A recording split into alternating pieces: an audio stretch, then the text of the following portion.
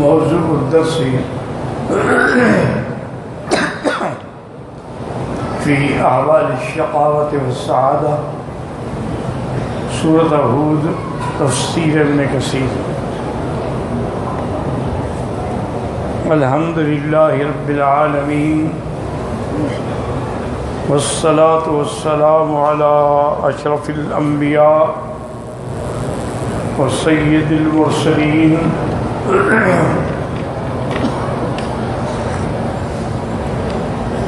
سيدنا محمد وعلى آله وأصحابه أجمعين.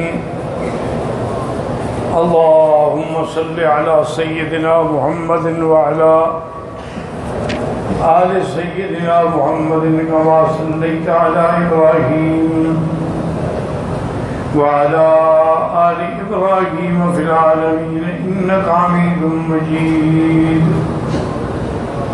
فأما الذين شقوا ففي النار لهم فيها زفير وشهيق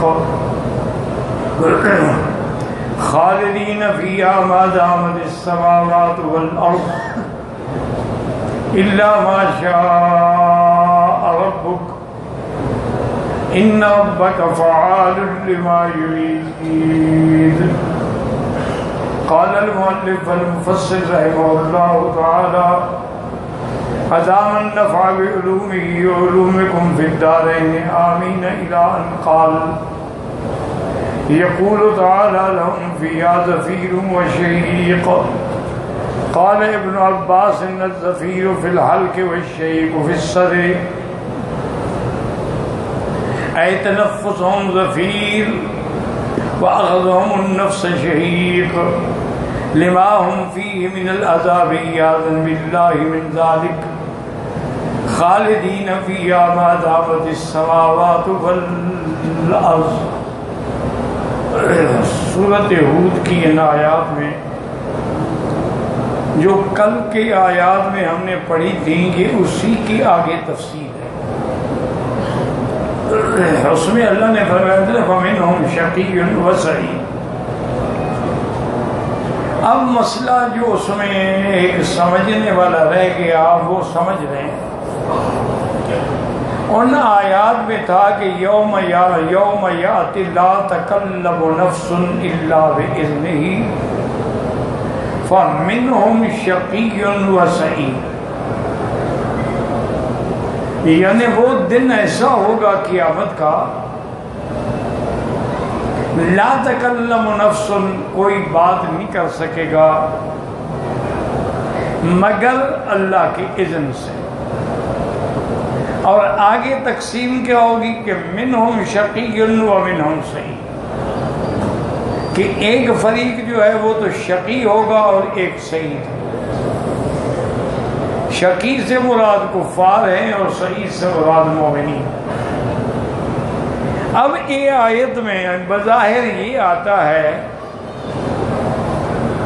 کہ اس دن کوئی بات نہیں کر سکے.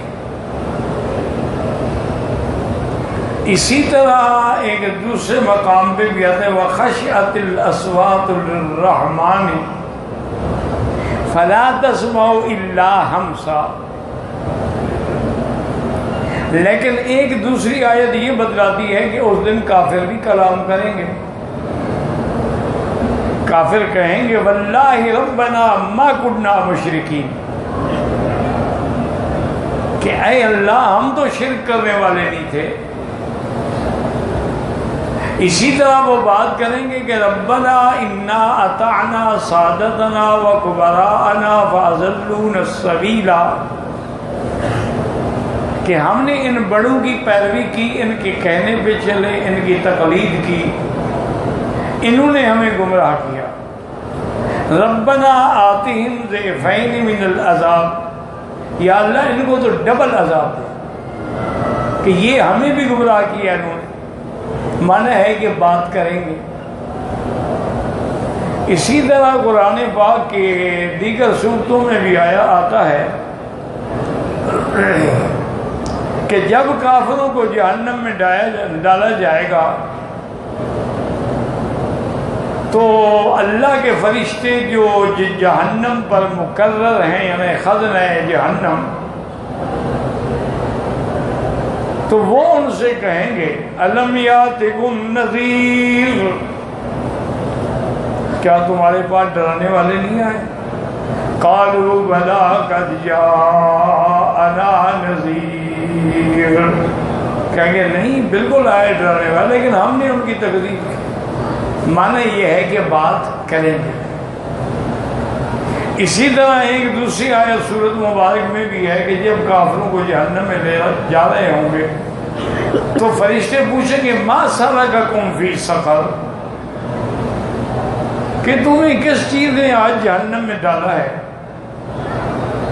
قالوا لم نک من المصلین، وہ کہیں گے کہ ہم مومنین میں، نماز پڑھنے والوں میں نہیں تھے، اطاعت کرنے والوں میں نہیں تھے، ولم نک نطعم المسکین، اور نہ ہم غریبوں کی خدمت کرتے تھے، کھانا کھلاتے تھے، وَكُنَّا نَخُوضُ مَعَ الْخَائِضِينَ، جیسے کوئی بات کرتا ہم بھی مل جاتے، وَكُنَّا نُكَذِّبُ بِيَوْمِ الدِّينِ، اور ہم قیامت کو تو مانتے ہی نہیں تھے۔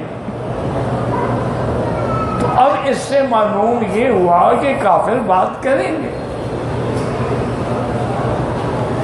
بلکہ قرآن پاک میں یہ بھی آتا ہے کہ کافر پکاریں گے جنت والوں کو، ان افیضوا علینا من الماء او مما رزقکم اللہ، کہ مہربانی کرو ہمیں کچھ پانی ڈالو یا کچھ کھانے پینے کے لیے دے دو جو اللہ نے تمہیں نعمت عطا فرمائی ہے، کوئی بچا کھچا ہمیں بھی دے دو۔ تو اب اہل جنت جواب دیں گے ان اللہ حرمہما علی الکافرین، اللہ نے کافروں پر جنت کے معقول و مشروب کو حرام کیا۔ تو مانا کہ کافر بات کریں گے، یہاں آتا ہے کہ بات نہیں کریں گے، سب خاموش ہوں گے۔ تو اب اس کا جواب یاد رکھیں، ایک جواب تو اسی آیت میں موجود ہے، اسی آیت کو ذرا توجہ سے دیکھیں نا تو انشاءاللہ سمجھ آ جائے گا۔ ایک تو جواب اسی میں موجود ہے کہ یوم یات لا تکلم نفس الا باذنہ، اللہ کے اذن کے بغیر نہیں بولیں گے، اگر اللہ اذن دے گا تو بولیں گے۔ تو گویا کہ جواب اسی آیت میں موجود ہے کہ اللہ کے اذن کے بغیر بات نہیں کریں گے، لیکن اگر اللہ اذن دیں گے تو بات کریں گے۔ ایک جواب یہ ہے، اور دوسرا جواب علماء مفسرین نے یہ دیا ہے کہ قیامت کا دن جو ہے وہ تو بڑا دن ہے نا، ان یوما عند ربک کالف سنۃ مما تعدون، دنیا کے حساب سے گویا 1000 سال کے برابر ایک دن ہے۔ تو جب اتنا بڑا دن ہے تو اس میں احوال مختلف ہوں گے۔ ایک وقت وہ ہوگا کہ جس میں کوئی نہیں بول سکے گا، سب کی زبانیں بند ہو جائیں، حتیٰ کہ ہر آدمی یعنی ایک دوسرے سے بھاگے گا۔ یوم یفر المرء من اخیہ وامہ وابیہ وصاحبتہ وبنیہ لکل امرئ منہم یومئذ شأن یغنیہ۔ اس دن وہ آدمی اپنے ماں سے، باپ سے، بھائی سے، بیٹی ماں، سب ایک دوسرے سے دور ہو جائیں گے، بھاگیں گے کہ کہیں ان کو کوئی ہمیں نیکی نہ دینی پڑ جائے۔ ہر آدمی کو اپنی پڑی ہوئی ہو، جیسے کہ ایک حدیث میں ہے کہ اس دن تو پیغمبر بھی خاموش ہو، اور اگر بات کر رہے ہوں گے تو صرف یہ ہوگی کہ اللہم سلم اللہم سلم اللہم سلم، یا اللہ ہمیں سلامتی عطا فرما۔ تو اس لیے احوال مختلف ہیں، ایک وقت میں نہیں بولیں گے، ایک وقت میں بولیں گے۔ ایک وقت میں کہہ دیا جائے گا ڈالو ان کو جہنم میں، کوئی پوچھنے کی ضرورت نہیں ہے، ان کا جرم معلوم ہے۔ اور ایک جگہ ہے کہ وہ پوچھا جائے گا، ایک سوال کیا جائے گا۔ تو یہ احوال مختلف ہیں، ایک وقت میں زبان بندی ہوگی، ایک وقت میں بولے۔ تو لہذا کوئی اشکال نہ رہا کہ وہ اوقات مختلف ہیں. مثلا ایک آدمی دن کو نہیں بولیں گے، رات کو بولیں گے، تو لہذا کوئی اختلاف یا تعارض نہیں رہا. بس ایک مسئلہ تو یہ تھا جو مشکل تھا، اور ایک اور مسئلہ مشکل ہے. اللہ نے یہ بھی قرآن میں فرما دیا ہے، جیسا کہ آپ نے ابھی پڑھا ہے، کہ جس دن شقی ہیں وہ تو ڈالے جائیں گے جہنم میں. لیکن آگے فرما دیا ما دامت السماوات والارض الا ما شاء ربک، وہ جہنم میں رہیں گے جب تک آسمان و زمین ہیں، ہاں مگر اللہ چاہے. تو اب یہ ہے کہ کافروں کے لیے تو جہنم دائمی ہے. یہ قید لگانا کہ ما دامت السماوات والارض، کہ جب تک آسمان و زمین ہے. آسمان و زمین تو مثلا ایک دن ختم ہو جائیں گے، پھٹ جائیں گے، نہیں تو سوا مشقت. یوم تمور السماء مورا وتسیر الجبال سیرا. تو بہرحال زمین و آسمان کی تو ایک مدت ہے نا، مثلا 2000 سال. لیکن قرآن تو کہتا ہے وہ ہمیشہ جہنم میں رہیں گے. تو اب یہ ساتھ قید جو ہے، جیسے مومن جنت میں رہیں گے لیکن ما دامت السماوات والارض، جب تک آسمان اور زمین ہے. اس کے بعد ہاں اللہ اگر چاہے تو اس کی منشا ہے، جو چاہے وہ کر دے. تو یہ ما دامت السماوات والارض کا کیا مسئلہ ہے؟ تو اس کو سمجھیں. ایک جواب تو یہ ہے کہ یہ ایک محاورہ ہے. یہ ایک محاورہ ہے، جیسے کہہ دیتے ہیں عمر قید. بھائی آج عدالت نے اس کو سزا عمر قید دے دی. اب عمر قید تھوڑی ہوتی ہے، اس کی عمر ہے 100 سال، سزا تو 20 سال ہے. 20 سال کے بعد تو نکل آئے گا نا. تو عمر قید تو نہ ہوئی.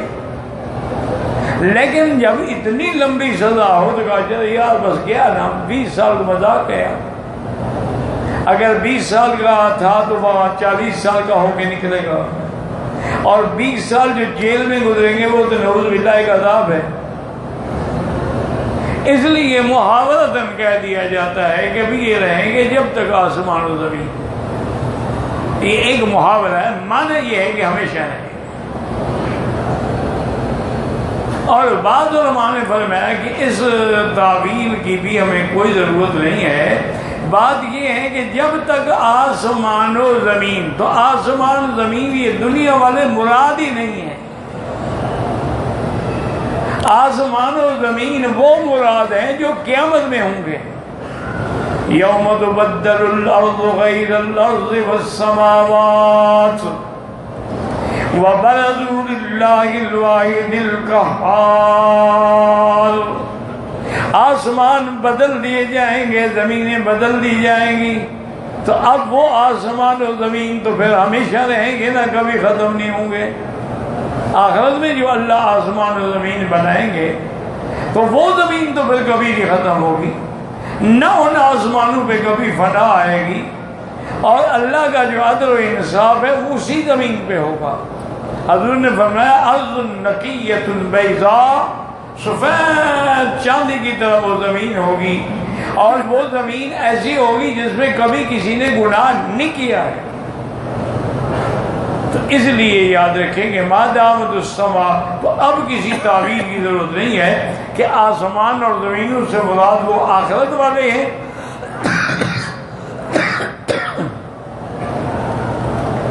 تو ان پر تو کبھی فنا آئے گی نہیں. آگے الا ما شاء ربک، الا ما شاء ربک، یہ قید کیوں لگائی جاتی ہے؟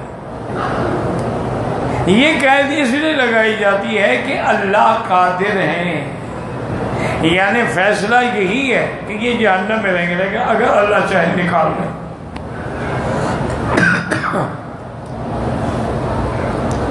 اللہ کی قدرت تو نعوذ باللہ ختم نہیں ہو گئی نا. مومن کے لیے ہمیشہ جنت ہے، لیکن اگر اللہ چاہے وہ جنت ختم، حالانکہ جنت فنا نہیں ہوگی، لیکن اگر اللہ چاہے آسمان آخرت میں ہوگا اور وہ فنا نہیں ہوگا، لیکن اگر اللہ چاہے تو اس لیے یہاں اظہار کمال قدرت ہے، یاد رکھو اس کو کہتے ہیں اظہار کمال قدرت۔ کبھی اس کی مرضی ہے، وہ چاہے تو کر دے، وہ چاہے تو معاف کر دے، تو اس لیے فرماتے ہیں۔ اچھا اب اور مسئلہ یہ ہے کہ یہاں دو لفظ ہیں، ایک لفظ ہے ظفیر، ایک لفظ ہے شہید، کہ جب کافر جہنم میں ڈالیں گے لہم فیہا ظفیر و شہیق۔ ظفیر کہتے ہیں کہ جو آواز حلق سے نکلے یعنی چیخیں گے، اور شہید کہتے ہیں کہ آدمی جب مصیبت پڑتی ہے تو اندر سے بھی آواز، سینے سے بھی آواز آتی ہے، تو ان کا عالم یہ ہوگا کہ اندر سے بھی اور سینے سے بھی اور حلق سے بھی آوازیں آ رہی ہوں گی، لیکن ان کی آواز کو کوئی نہیں سنے گا۔ ان کی آواز چاہے جتنا مرضی ہے وہ چیختے رہیں، اس لیے حکم ہوگا کہ اصلوہا فاصبروا او لا تصبروا سواء علیکم، اب جلو جہنم، چاہے صبر کرو یا نہ کرو کوئی فائدہ نہیں، جتنا چیخ سکتے ہو چیخو۔ تو اسی اللہ فرماتے ہیں اما الذین شقوا ففی النار، جن لوگوں نے شقاوت، اچھا شقاوت یاد رکھیں کہ شقاوت ایک حقیقی ہوتی ہے اور ایک شقاوت مجازی ہوتی ہے، یاد رکھیں۔ شقاوت حقیقی تو یہ ہے کہ آدمی نعوذ باللہ کافر، یہ تو شقی ہے نا حقیقی، اور ایک یہ ہے کہ شقاوت حقیقی نہیں ہے، شقاوت مجازی ہے۔ کیا معنی؟ کہ اس کی بزرگوں نے علامات لکھی ہیں کہ اگر تمہیں دعا مانگتے ہوئے رونا نہ آئے تو یہ شقاوت کی علامت، اگر دعا مانگتے ہوئے تمہاری اندر اللہ کی خشیت اور خوف پیدا نہ ہو تو یہ بھی شقاوت کی علامت، اگر کسی مسکین کو دیکھ کے تمہیں رحم نہ آئے یہ بھی شقاوت کی علامت۔ تو یہ علامات شقاوت ہیں دنیا کے اندر، اسی لیے حضور نے دعا سکھلائی ہے کہ اللہم کن بنا رؤوفا رحیما ولا تجعلنا شقیا ولا محروما، یا اللہ ہم پر مہربانی کا فیصلہ فرمائے، ہمیں شقی نہ بنائے۔ اسی لیے حضور نے فرمایا نا کہ اللہ ہمیں اللہم انی اعوذ بک من علم لا ینفع، کہ یا اللہ مجھے اس علم سے بھی پناہ مانگتا ہوں جس سے کسی کو فائدہ ہی نہ پہنچے۔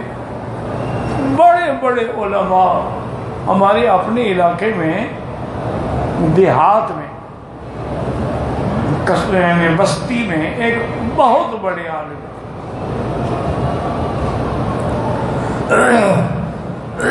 یعنی وہ تقریباً میرے خیال میں جو مجھے معلوم ہے شیخ الہند رحمۃ اللہ علیہ کے شاگردوں میں سے، اتنے بڑے عالم لیکن فائدہ کسی کو نہیں۔ ایک بستی میں آگے بیٹھ گئے، نہ پڑھنا نہ پڑھانا، نہ درس نہ جمعہ نہ تقریر، کچھ۔ تو یہ وہ علم ہے جس سے کسی کو نفع ہی نہیں پہنچے۔ حالانکہ علم کا معنی یہ ہوتا ہے کہ تمہیں بھی اور دوسرے کو بھی نفع پہنچے۔ تو اس لیے حضور نے دعا سکھلائی کہ اللہم انی اعوذ بک من علم لا ینفع وان قلب لا یخشع، یا اللہ مجھے اس دل سے بھی پناہ دے جو تجھ سے ڈرتا نہ ہو۔ حرم ہے، کعبہ ہے، احرام باندھا ہوا ہے، لیکن لوگوں کی عورتوں کو دیکھ رہے ہیں اور باقاعدہ تبصرے کر رہے ہیں، یار لڑکی تو بڑی ٹھیک ٹھاک خوبصورت لگتی ہے، احرام باندھا ہوا ہے، اللہ کے حرم میں ہے، لیکن غیر محرم پہ نظر ہے، اور اس پر پھر صرف نظر ایک طرح جو بھی نظر پڑ گئی ہٹا دی نہیں، تبصرے کر رہا، احرام ہے، عمرے پہ آیا لیکن غیر محرم ساتھ ہے، ایک ہی کمرے میں غیر محرم کے ساتھ رہ رہے ہیں، اکٹھے بیٹھ کے کھانے کھا رہے ہیں، یہ پتہ نہیں کون سا عمرہ ہے۔ ایسے عمرے سے تو بہتر ہے کہ آدمی نہ آئے۔ ایک اللہ والے کی میں تو یہاں بات سناتا ہوں آپ کو، آپ دل میں رکھیں۔ ایک بہت بڑے اللہ کے ولی تھے، حج پہ آ رہے تھے، اس زمانے میں تو سفر تھے نا مشکل، 6 مہینے لگتے تھے مکے پہنچتے ہوئے، 6 مہینے۔ مدینہ شریف جانے کے لیے کم سے کم 8 دن، پہلے تو 40 دن لگتے تھے، کبھی کبھی ایک وقت وہ بھی تھا جس میں 2-3 مہینے لگتے تھے۔ بارشیں آتی تھی، سیل آ گئی، ندی نالے بہہ گئے، راستہ ہی نہیں۔ اب جناب یہ ہے کہ اتنی مشقت، آج کل تو چونکہ ہر چیز آسان ہو گئی ہے نا، تو اس لیے ہمیشہ یاد رکھیں کہ حالت احرام میں غیر محرم پر نظر ڈالنا حرام ہے، چیز جائے کہ اکٹھے بیٹھ کے کھانا کھاتے رہیں۔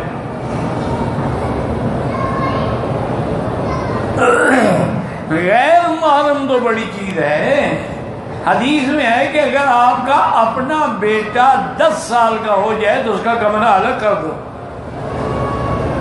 وہ ماں باپ کے کمرے میں نہ سوئے، کیونکہ اب وہ سمجھدار ہو گیا ہے، اور تم غیر محرم کے ساتھ سو رہے ہو۔ اور پھر کچھ تو کہہ دیتے ہیں جی ہم کیا کریں، ایجنٹ نے لکھ دیا، اب ایجنٹ نے لکھ دیا، تم کو کیوں لکھا ہے تم نے؟ میں تو نہیں جاتا، میں تو نہیں لے جاتا۔ تو اس لیے دعا میں ہے کیا، ایک تو علم جس سے نفع نہ پہنچے، ایک وہ ان قلب لا یخشا، دل میں ہے لیکن ڈر کوئی نہیں، داڑھی مڈا رہا ہے اور اس کا کوئی احساس ہی نہیں، جیسے اپنے ملک میں اسے پھرواتے تھے، مکہ مدینے میں اسے پھروا رہے ہیں، اور داڑھی مڈا کے باقاعدہ کلین شیو ہو کے صلاۃ و سلام پڑھ رہا ہے، دل میں خوف ہی نہیں، دل میں خشیت ہی نہیں۔ تو وہ اللہ والے آ رہے تھے حج پہ، ابھی راستے میں تھے تو اپنے ساتھیوں سے کہا کہ بھائی تم اگر جانا چاہو تو چلے جاؤ، میں تو واپس جاتا ہوں۔ انہوں نے کہا حضرت کیوں؟ کہنے لگے آج میری تکبیر اولا جو ہے نا نماز کی وہ رہ گئی، میں وضو کر کے آیا تو قرات شروع ہو چکی تھی امام کی، تو اگر میری تکبیر اولا رہ گئی ہے تو نفلی حج پہ جانے کا کیا فائدہ ہے اگر ہماری نمازیں بھی ٹھیک ادا نہ ہوں؟ تو اس لیے علماء نے فرمایا ہے کہ اگر تمہارے نمازیں ادا نہ ہوں، فرض ادا نہ ہوں، تو پھر نفلی ادا کرنے کی کیا ضرورت ہے؟ یاد رکھیں ایک فرض ہے، پھر فرض کے 2 قسمیں، فرض عین، فرض کفایہ۔ جیسے نماز ہے فرض عین ہے، جنازہ فرض کفایہ، اسی طرح ایک واجب ہے۔ فرض تو وہ ہوتا ہے جو قطعی حکم سے ثابت ہو، واجب اس کو کہتے ہیں جو حکم ظنی سے ثابت ہو، اور ایک سنت مؤکدہ ہے کہ جس کو اکثر حضور نے کبھی بغیر عذر کے نہیں چھوڑا، اور ایک سنت غیر مؤکدہ ہے کہ کبھی کبھی حضور نے چھوڑ بھی دی، اور اس کے بعد ایک نفل ہے۔ تو اگر آدمی نے مثلا واجب کا خیال نہیں ہے لیکن نفل پڑھے، اس نفل کا کیا فائدہ؟ رات کو وتر تو نہیں پڑھے، صبح اشراق پڑھ رہا ہے ماشاءاللہ۔ اسی لیے ہم ناکام ہیں کہ ہم ترتیب پہ عمل نہیں کرتے، بھی پہلے فرض کو پکڑو۔ اس کے بعد واجب کا درجہ ہے، اس کے بعد سنت مؤکدہ ہے، اس کے بعد سنت غیر مؤکدہ ہے۔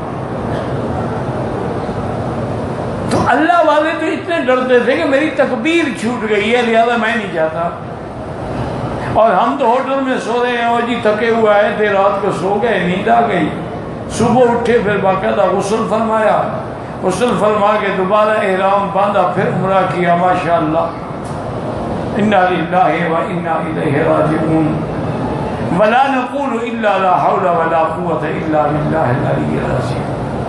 سچی بات ہے، میں اللہ کے حرم میں بیٹھا ہوں، میری درخواست ہے کہ اگر تمہارے اعمال میں تبدیلی نہ آئے، تمہارے افعال میں اقوال میں تبدیلی نہ آئے، تو اس سے بہتر ہے کہ عمرے پہ نہ آئے۔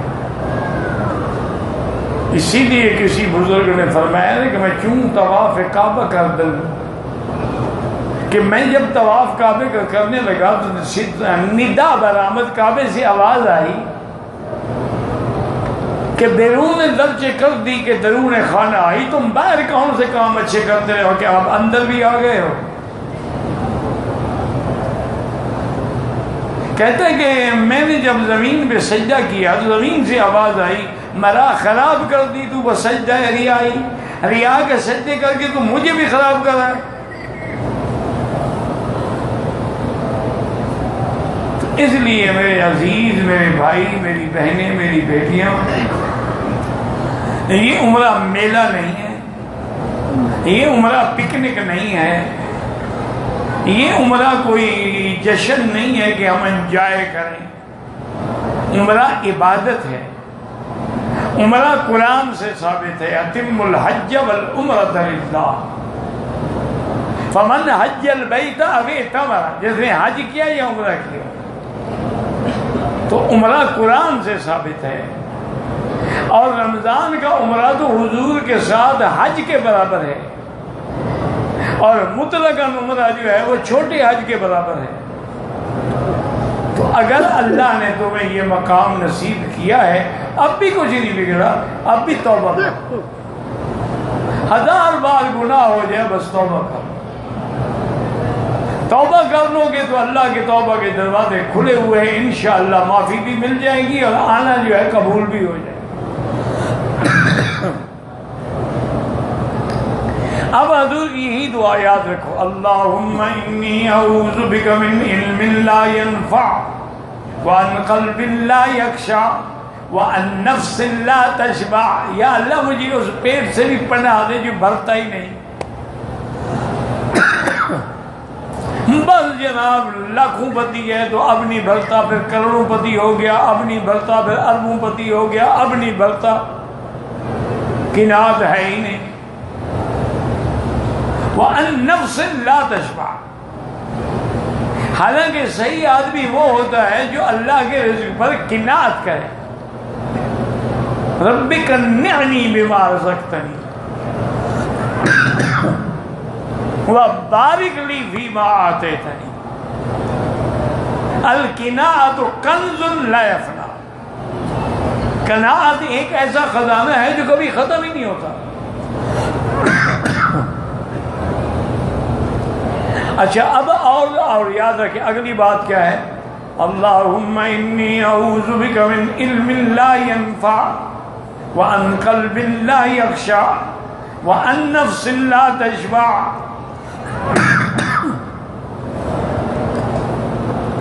وعن عین لا تدمع، اللہ مجھے اس آگ سے بھی پناہ دے جو تیرے ڈر سے آنسو نہ بہائے۔ انا للہ و انا الیہ راجعون، انا للہ و انا الیہ راجعون۔